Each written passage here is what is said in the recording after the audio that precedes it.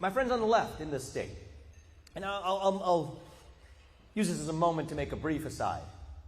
Yes, I do have some friends on the left. I think we all should. I think we are one country where at our best we can disagree vehemently at the dinner table and still finish dinner together at the end of it, right? That's who we actually are as Americans.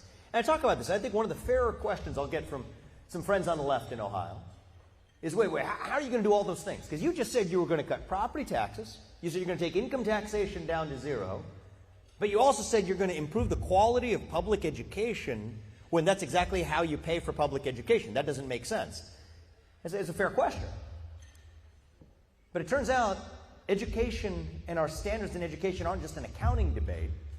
The real issue is the schools that spend the most money per student right now are the ones that deliver the poorest results per student.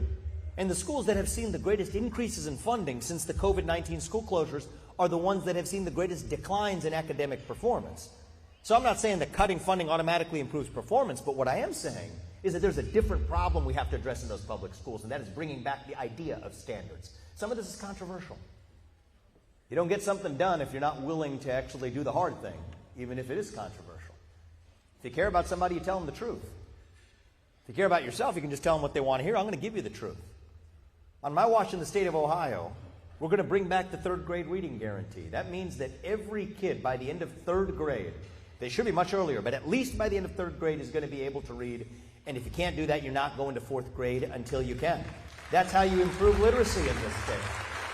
It's common sense.